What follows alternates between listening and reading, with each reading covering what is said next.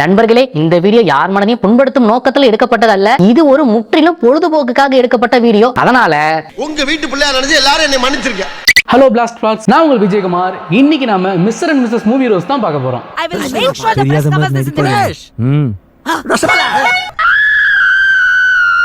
நீ ஒரு காம கொடூரன், அஞ்சரைக்குள்ள வண்டி.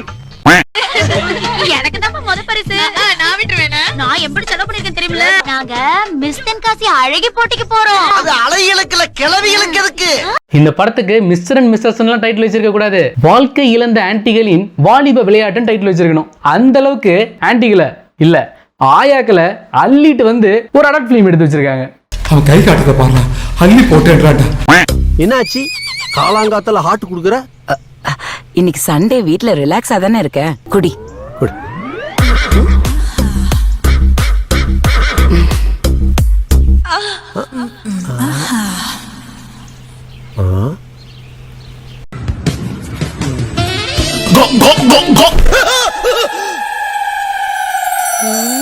நம்ம கண்ட காட்சி உண்மைதானா? எதுக்கு வெளியே இருந்தே பாப்போம்.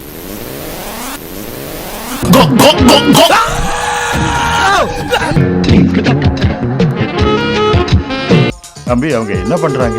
டிஃபன் சாப்பிடுறாங்க.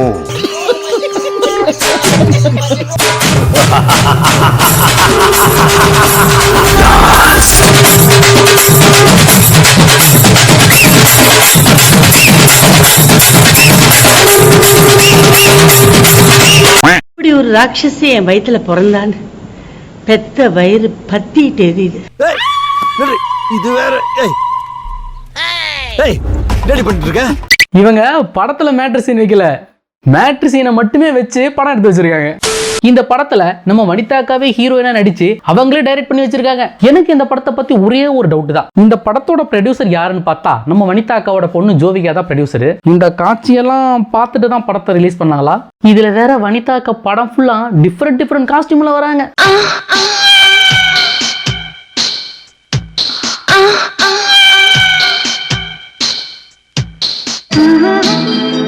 இந்த படத்தோட ஸ்டோரி என்னன்னா, 40 வயது கடந்த வனிதா அக்கா குழந்தை பெத்துக்கு ஆசைப்படுறாங்க. எனக்கு 40, உனக்கு 45 ஆயிடுச்சு. நமக்கு ஒரு குழந்தை வேணும். அதுக்கு முக்கியமான மேட்டர் ஒண்ணு அவங்க கையில கிடைக்கல. அது கிடைச்சதா இல்லையா அப்படிங்கறதான் இந்த படத்தோட ஸ்டோரி. பாஸ், அப்ப இந்த படம் பார்க்க என்ன VPN யூஸ் பண்ணணும்? டேய், இது வெப்ல பாக்குற அந்த மாதிரி படம் கிடையாது. திரையரங்கிற்கு வந்து சில நாட்களேயான குடும்பங்கள் கொண்டாடும் குதூகலமான படம். என்னது இது? இது தெரியாதா? பிராமா கலர் கலரா வாங்கி டிசைனா போட்டு எப்படா நீ கழட்டுவேன்ற காலம் போய் நான் எப்போ வீட்டுக்கு வருவேன்? அந்த பிராவை எப்படா கழட்டுவோன்ற காலம் வந்துருச்சு. Don't worry darling, I will take care. அதுக்காக இந்த படத்துல வில்லனே கிடையாதான்னு கேட்டா அப்படி கிடையாது. வில்லன் இருக்காரு. நம்ம பிக் பாஸ் புகழ் ஆர்த்தி இருக்காங்கல்ல, அவங்களோட ஹஸ்பண்ட் கணேஷ்கர் நிறைய படத்துல பாத்திருப்பீங்க. இவருதான் இந்த படத்துல வில்லன். வித்யா, என்ன விட்டுட்டு இவனையா கல்யாணம் பண்ண? இனிமேதான் என் வில்லத்தனம் ஆரம்பிக்க போகுது. என்ன பேசிட்டு இருக்கும்போது பிபி ஊதுற? இப்போ ஓபன் பண்ணா இந்த படத்தோட ஹீரோ ஹீரோயின் ரொம்ப டீசென்ட்டா இன்ட்ரோ ஆகுறாங்க. அவங்க தூங்கி எழுந்தோடனே ஹீரோ சார் விஷ் பண்றாரு. அப்பதான் தெரியுது அவங்களுக்கு 40வது பிறந்த நாள் அப்படின்னு. I want happy birthday.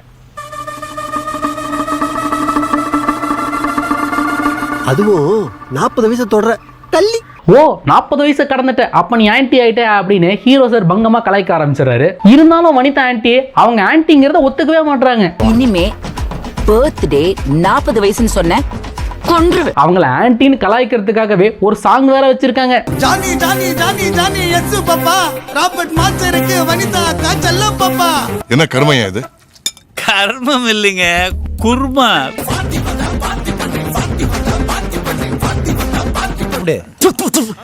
வனிதாக்கா, உண்மையை சொல்லுங்க, பர்மிஷன் வாங்காம தானே ஷூட் எடுத்தீங்க? தாய்லாந்துல பப்ளிக்ல ஷூட் எடுத்தா பர்மிஷன் வாங்கணும் அப்படிங்கிறதுக்காக பிரபலமான இடங்களா போய் அங்கங்க நின்று சின்ன சின்ன ரீல்ஸ் வீடியோ பண்ணி ஒன்னா ஜாயின் பண்ணி சாங்கா ரிலீஸ் பண்ணி விட்டுருக்காங்க. இப்ப இந்த சாங் முடிஞ்சதுமே இவங்களுக்கு 40 வயசு ஆனதை செலிப்ரேட் பண்ணும் விதமா ஒரு பார்ட்டி ஒன்னு அரேஞ்ச் பண்றாங்க. அந்த பார்ட்டியில நிறைய ஆன்டிகளா கலந்துக்கிறாங்க.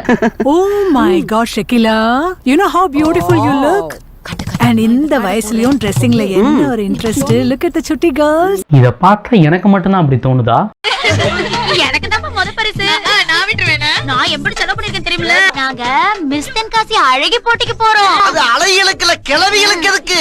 இப்ப இந்த பார்ட்டி நடந்து முடிஞ்சதும் அங்க இருக்கிற ஆயக்கள்லாம் ஒண்ணு கூடி, உனக்கு தான் 40 வயசு ஆயிடுச்சே, நீ எப்ப குழந்தை பெத்துக்க போற அப்படின்னு சொல்லி வனிதா அக்காவை பார்த்து கேட்க, வனிதா அக்காவும் ஒரு முடிவுக்கு வராங்க. சரி, எப்படி ஆன்டி ஆயிட்டோம், இதுக்கு மேலே நம்ம குழந்தை பெத்துக்காம இருக்க கூடாது அப்படின்னு ஹீரோ சார் போய் கன்வின்ஸ் பண்ண ட்ரை பண்றாங்க. ஆனா ஹீரோ சார் இந்த வயசுல குழந்தையா, என்னால முடியாதுமா அப்படின்னு சொல்லி பேக் அடிச்சிடுறாரு. அருண், எனக்கு ஒரு குழந்தை வேணும் அருண். நானும் சீரியஸா சொல்றேன், எனக்கு குழந்தை வேணாம். இப்போ வனிதா அக்காவும் கணேஷ்காரும் ரூம் போட்டு சரக்கு அடிச்சுக்கிட்டு இருக்கும்போது ஹீரோ அங்க என்ட்ரி ஆகி வனிதா அக்காவை ரேப் பண்ணிடுறாரு.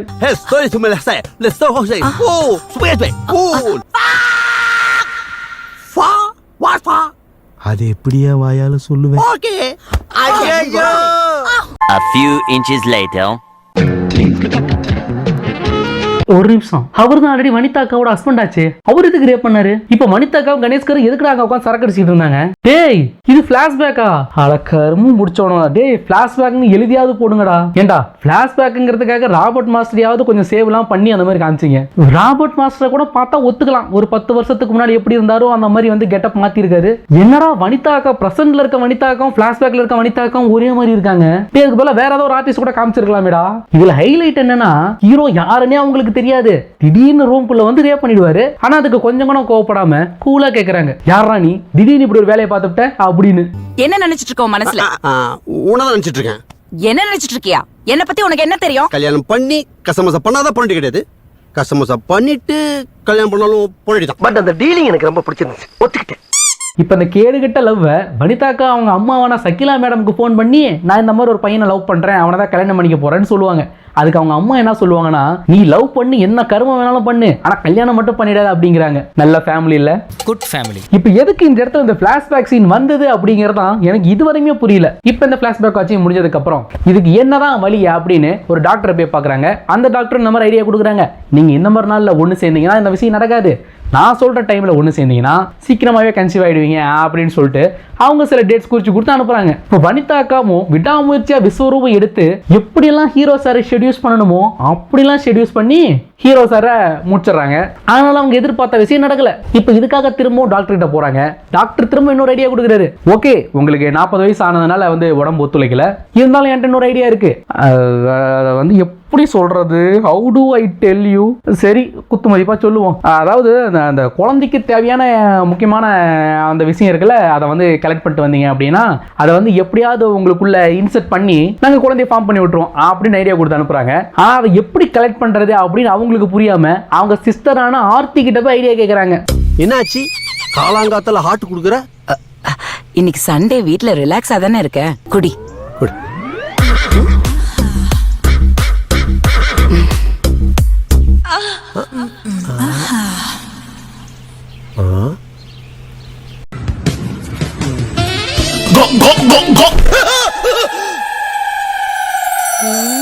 நம்ம கண்ட காட்சி உண்மைதானா?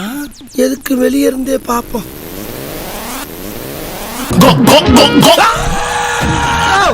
பிட்டு படத்தையே மிஞ்சி எடுத்து வச்சிருக்கீங்களேடா. அட போங்கடா.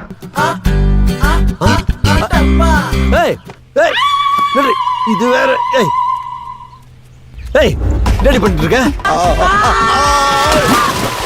இப்போ வனிதாக்காவும் ஒரு தடவை தான முயற்சி ஃபெயிலியர் ஆச்சு, பல தடவை ட்ரை பண்ணலாம் அப்படின்னு டிஃபரெண்ட் டைப்ல ட்ரை பண்ணி பார்க்கறாங்க. ஆனா அவங்களால அந்த ப்ராஜெக்ட்டை சக்சஸ் பண்ணவே முடியல. இதுக்கு மேலேயே பொறுக்க மாட்டேன், பொங்கி எழுறேன் அப்படின்னு ஒரு புது முயற்சியில் இறங்குறாங்க. அதே கெட்டப், அதே காஸ்டியூம், கடைசியில விட்டு படமே எடுத்துட்டீங்களா? இப்போ இந்த முயற்சியும் ஃபெயில் ஆயிடுது. இங்க போடி, இங்க போடி. எப்படியா? டைட் அப்படி. விடாத விடாத. இப்படியா? ஐஸ் வைக்கிறேன். ஐஸ். ஏமா, இந்த கை கால் இழுக்கிற வயசுல ஏன் கழுத்துல சங்கிலி பிடி இழுத்த பத்தியா?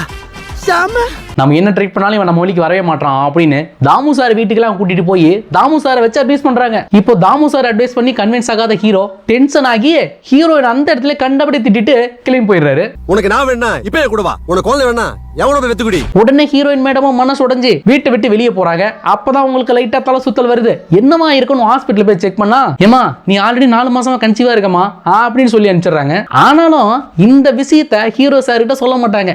ஏன்னா படத்தை இன்னொரு 1/2 மணி நேரம் ஜவ்வா இழுக்கணும்ல, அதனால சஸ்பென்ஸா வச்சுக்கிறாங்க. இதுக்கிடையில வில்லன் சார் உள்ள பூந்து ஹீரோ ஹீரோயினை பிரிக்க ட்ரை பண்றாரு. ஆல்ரெடி அவங்களுக்கு கல்யாணம் 20 வருஷம் ஆகுதுடா. அவங்க வாழ்க்கையில எச்சச்ச கச்சச்சன்னு என்னென்னமோ நடந்துருச்சு. இதுக்கப்புறம் பிரிச்சு என்னடா பண்ண போறான்? அது ஆக்சுவலா வந்து ஆரம்பத்துல இருந்தே வில்லன் சாருக்கு ஹீரோயின் மேல ஒரு ஒன் சைடு லவ்வான். சோ இதுக்கப்புறமா எப்படியாவது அந்த ஆயாவை அடைஞ்சு அந்த ஆன்டி அடைஞ்சே ஆகணும் அப்படிங்கிறதுக்காக சில பல வேலைகள்லாம் பார்த்துட்டு இருப்பாரு. அப்படி ஒரு நாள் ஹீரோ சார் வீட்டுல தனியா இருக்கும்போது கிரண் ஆண்டியை கூட்டிட்டு வந்து ஐட்டம் சாங்க்கு ஆற விட்டு ஹீரோ சாருக்கு ஃபுல்லா ஊத்தி கொடுத்து ஹீரோ சாரை கண்டபடி பேச வச்சிருக்காரு. பேச வச்சது மட்டும் இல்ல, அது ஆடியோவா ரெக்கார்ட் பண்ணி வனிதாக்கா மொபைலுக்கு அனுப்பிடுறாரு. இதை கேட்ட வனிதாக்கா மனசுடைஞ்சு போய் இந்தியாவுக்கு கிளம்பி போயிடுறாங்க. இதுவரையுமாவது இந்த படத்துல ஸ்டோரின்னு ஏதாவது ஒரு கருமத்தை போட்டு ஊட்டிட்டு இருந்தானுங்க. இதுக்கப்புறம் இந்த படத்துல என்ன நடக்குது என்ன நடந்துச்சுன்னு சத்தியமா இதுவரை எனக்கு புரியலடா. இவங்க எதுக்கு இந்தியாவுக்கு போறாங்க, இவங்க எல்லாம் யாரு கேட்டா சொந்தக்காரங்கிறானுங்க. இதுல சகிலா ஆண்டிக்கு கிரிஞ்சு சீனு, பவர் ஸ்டாருக்கு கிரிஞ்சு சீனு ஒரே கிரிஞ்சா அள்ளி போட்டு வச்சிருக்கானுங்க. இதுல கொடுமையிலே கொடுமை என்ன தெரியுமா, இந்த படத்துல ஆர்த்தி கணேஷ் நடிச்சுட்டு அப்படியே போயிட்டாங்கன்னு நினைக்கிறேன். டப்பிங் பண்ண வரல. சோ கேவலமான ஒரு வாய்ஸ்ல டப்பிங் போட்டு வச்சிருக்காங்க. இத பார், ரொம்ப முக்கியமான விஷயத்துக்கு நம்ம வந்திருக்கோம். இப்ப என்ன சொல்ல வர? ஆபரேஷன் டப்பா. ஆபரேஷனா? இப்ப இவங்களும் இந்தியாவுக்கு போய் தேவையில்லாத குருமான கிண்டி முடிச்சதும் ஹீரோ சார் திடீர்னு இந்தியாவுக்கு போய் ஹீரோயின் கூட ஜாயின் ஆயிடுறாரு. அந்த டைம்ல ஹீரோயினும் 10 மாசம் முழுகாம இருந்ததுனால ஹாஸ்பிட்டல்ல கொண்டு போய் அட்மிட் பண்ணி ஒரு அழகான குழந்தைய பிறந்துருது. இதோட இந்த படத்துக்கு ஒரு எண்டு கார்டு போட்டு முடிக்கிறாங்க. என் வாழ்க்கையிலே such one of most irritating movie அப்படின்னா அது இந்த மிஸ்டர் அண்ட் மிஸ்ஸஸ் தான் சொல்லுவேன். இதுல வேற அந்த படத்தை 2.5 மணி நேரம் கிட்ட ஜவ்வா இழுத்து வச்சிருக்காங்க. ஆனா மனசை கல்லாக்கிக்கிட்டு இந்த கன்றாவையும் முழுசா உட்காந்து பார்த்து உங்களுக்காக ரோஸ் போட்டிருக்கேன். சோ இந்த வீடியோ உங்களுக்கு பிடிச்சிருந்தது அப்படின்னா லைக் பண்ணிக்கோங்க. பக்கத்துல வந்து சப்ஸ்கிரைப் ஒரு பட்டன் இருக்கு, அதை கிளிக் பண்ணி சப்ஸ்கிரைப் பண்ணிக்கோங்க. மேல அப்படியே ஆல் ஒரு சிம்பிள் வரும், அதையும் கொடுத்துக்கோங்க. திரும்ப இதே போல இன்னொரு இன்ட்ரெஸ்டிங் வீடியோவோட உங்க எல்லாரும் சந்திக்கிறேன். This is Vijayakumar signing off. By.